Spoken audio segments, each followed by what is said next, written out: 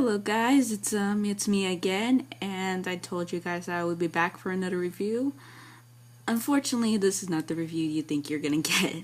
I'll get to the other review sooner, but for now, I'm going to focus on a movie that I have just watched now, and I just literally finished watching this like 30 minutes ago. And just to get my act together straight, I'm going to review to you a movie that was nominated for the Academy Award, even though it was not going to win since it's not from here, and it's also 2D animated.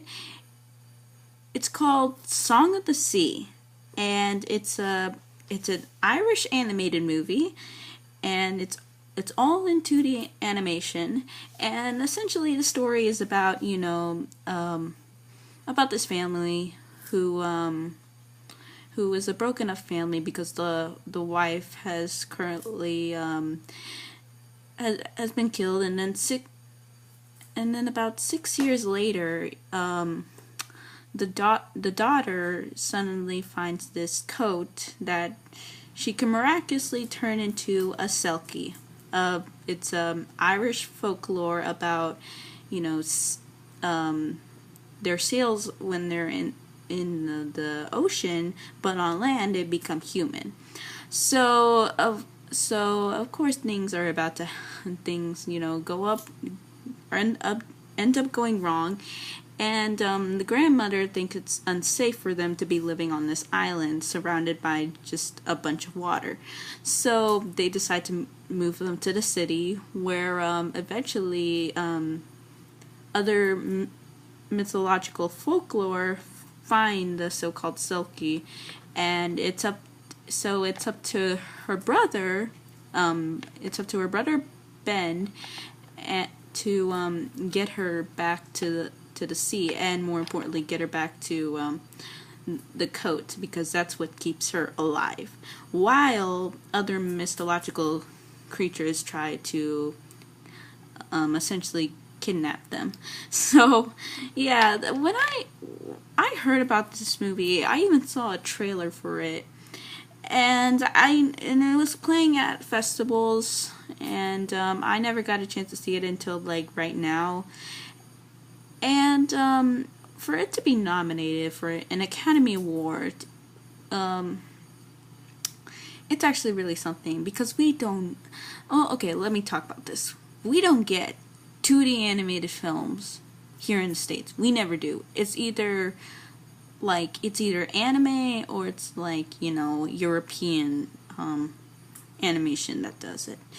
And for a film that came from Ireland, this is the same director who brought us Secret of Kells, a 2009 release that was also nominated for Academy Award, and of course did not win because Up actually won the Academy Award, the Pixar movie.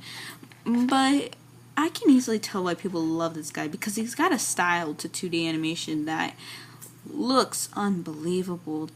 The animation in this film is really unbelievable, especially for 2D animation. 2D animation has been dead for so long, and I want to see it come back. And these constant 2D animated films that come from Hayao Miyazaki, or I know Hayao Miyazaki's just retired right now, but the Tale of Princess Kaguya, which was also nominated for an Academy Award. I mean, that one was also in the slots, and also with this one too. And I'm really happy that at least this is getting some recognition, but they're not winning for anything because they're 2D animated films. Oh no, we gotta save room for the U.S. I know the Academy doesn't care about animation, let alone 2D animation. So I know, hopefully this will get some recognition. I want 2D to come back so bad. And this animation looks unbelievable. This guy has his own style. He's into like the supernatural and the mythological creatures and stuff like that. And all of his films are Irish folklore, and I it's so amazing to see that they can get animated films, 2D animated films over there, and yet we only get 3D and a little bit of stop motion, and that's about it. I wish we can dedicate more to 2D animation, because it's brought to life by Disney. Once the Paperman technology is constructed, we can finally get like maybe a new art form between 2D and 3D animation. That'd be really cool. But until then, we're going to have to stick to anime and other films outside the States that aren't 2D animation. So yeah, again, just to go see the visuals on this, because it looks really great. It's so neatly constructed, and the environments and it sucked me into this world. But there are some problems with the characters.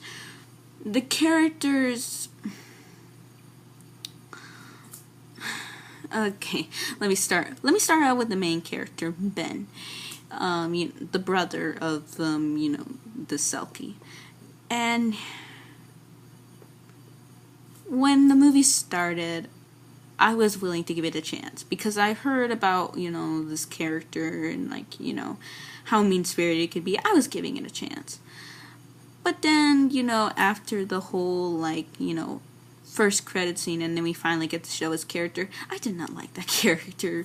I did not like that character at all. He was totally mean-spirited. He was like in the wrong for treating his sister that way. And for being such a brat. I mean, he was just unlikable, until we got to the second act of the movie, where he started to get a little bit more. He was not so much redeemed, but starting to be redeemed. And by the end, I was like, yeah, I kind of like you, but I don't know if I can forgive you for that stuff that you did in the beginning, because it was just so mean-spirited. And the father also, I mean, he wasn't mean-spirited. He's just not really much of a really caring father, and from what I took it.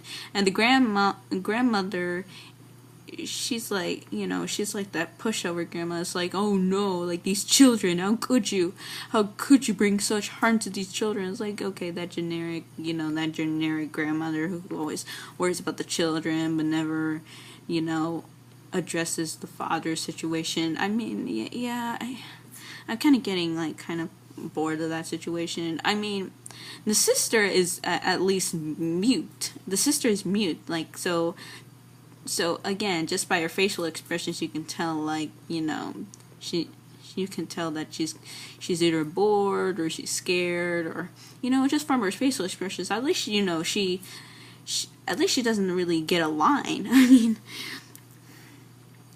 and I know what this is trying to convey: a broken family who is just going through depression over the loss of their mother. But you could have made them a little bit more likable than that. You really could have, because from what I can gather, the main character is unlikable in the first act, and the second act he's kind of redeemed, but I'm still thinking about that first act. And the rest are generic, and the only one I could really give a pass is the mute sister, because she's because she doesn't talk. She's everything that she does is through facial expressions, which I commend. But the rest, yeah, I was like, okay, I can see where this is going. And I wish this film could have been a lot more, because it is beautifully animated, and it's awe-inspiring to think that this animation should be really explored more. But you still have these characters which I mean, some are generic and even downright unlikable. So, in terms of what I give this as a rating, I'm going to give this I think I'm gonna give it a 7.5, because I really think, even though it has really great animation, it just it's just like, you know, some of the characters is like they're like they're unredeemable, let's just say that. And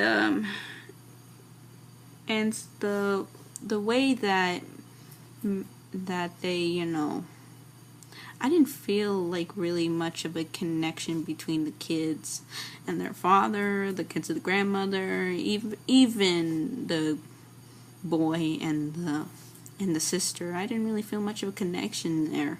I mean, in the end, they're all happy and stuff like that, but I was like, what happened to like the first act when you were being so mean and cruel? So yeah, that's my opinion on Song of the Sea. I know a lot of people are really giving this movie, like, you know, high hopes and praises, and they should for the animation, but I don't think it should.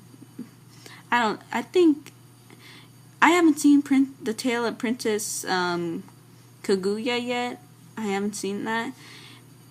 Maybe Song of the Sea should have taken the place, and Lego Movie should have been put it on there, but I will have my opinions on that later, because I do have some things to say about that.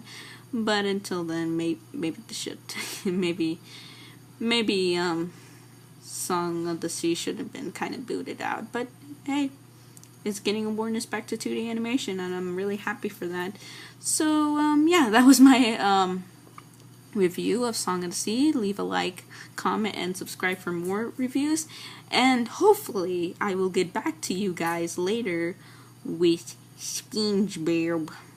Yeah, we're going there. So I hope to see you guys later, and hope to see you in my next review. Take care.